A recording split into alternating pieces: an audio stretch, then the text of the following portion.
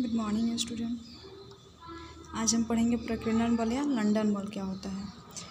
प्रकीर्णन बल या लंदन बल नाभिक और इलेक्ट्रॉन की किसी एक क्षण परिस्थिति के कारण इनमें क्षणिक द्विध्रुव उत्पन्न हो सकता है। यह क्षणिक द्विध्रुव अपने निकट के अन्य कण पर प्रेरण के द्वारा द्विध्रुव उत्पन्न करता है। इस प्रकार उत्पन्न द्विध्रुवों के मध्य आकर्षण को लंदन बल या प्रकीर्णन बल कहते हैं। एग्जाम्पल में देख लेते हैं।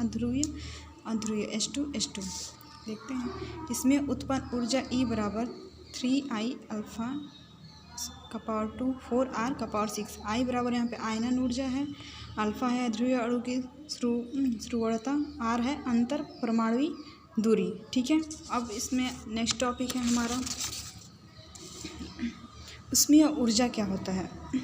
वह ऊर्जा जो परमाणु या अणुओं की गति के कारण उत्पन्न होती है। उसमें ऊर्जा वह ऊर्जा होती है जो परमाणु या अणुओं की गति के कारण उत्पन्न होती है, उसमें ऊर्जा कहलाती है। एग्जाम्पल में ताप बढ़ेगा उसमें ऊर्जा का तो मान भी बढ़ेगा। जब उसमें ऊर्जा का ताप बढ़ेगा तो उसका मान भी बढ़ता है। देखते हैं किसी पदार्थ के अणुओं की औसत गतिज ऊर्जा का माप उसमें ऊर्जा कहलाती है। किसी परमाणु के अणुओं की औसत गतिज ऊर्जा का माप उसमें ऊर्जा कहलाती है। अब है हमारा नेक्स्ट टॉपिक अंतरा आणविक बल और उसमें अन्योन क्रिया। द्रव अवस्था को ठोस अवस्था में लाने के लिए ताप को कम करके उसमें ऊर्जा को कम किया जाता है।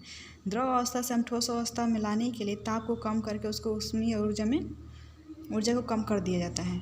उसमें ऊर्जा कम होने के कारण पदार्थ के अणु एक दूसरे के निकट आने लगते हैं। जब उसमें ऊर्जा कम होगा तो उसके कारण जो पदार्थ के अणु होंगे वो एक दूसरे के निकट आने लगते हैं, यानी कि पास आने लगते हैं, और द्रव अवस्था ठोस अवस्था में परिवर्तित हो जाती है। और जो द्रव अवस्था हमारा है वो ठोस अवस्था में चेंज हो जाता है, बदल जाता है।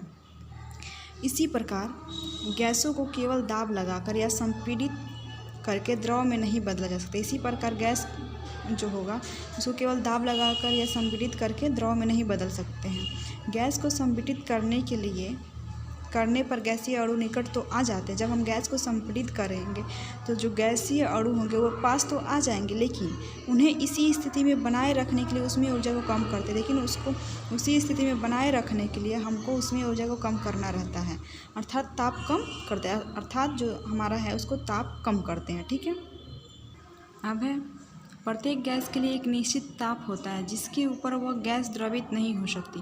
प्रत्येक गैस के लिए एक निश्चित ताप होता है जिसके ऊपर वह गैस द्रवित नहीं हो सकती, चाहे तब कितना ही अधिक हो।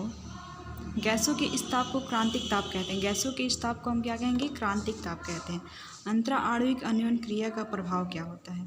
गैसीय अवस्था से द्रव अवस्था फिर ठोस अवस्था, उसमें ऊर्जा का प्रभाव, ठोस अवस्था से द्रव फिर गैस, इसमें चेंज अंतरा आणविक अन्योन क्रिया का प्रभाव ऐसे होता है। गैसीय अवस्था से द्रव अवस्था, द्रव अवस्था से ठोस अवस्था होता है। ठीक है, और उसमें ऊर्जा का प्रभाव कैसे पड़ता है? तो ठोस अवस्था से द्रव में और द्रव से गैस में ऐसे होता रहता है। ठीक है।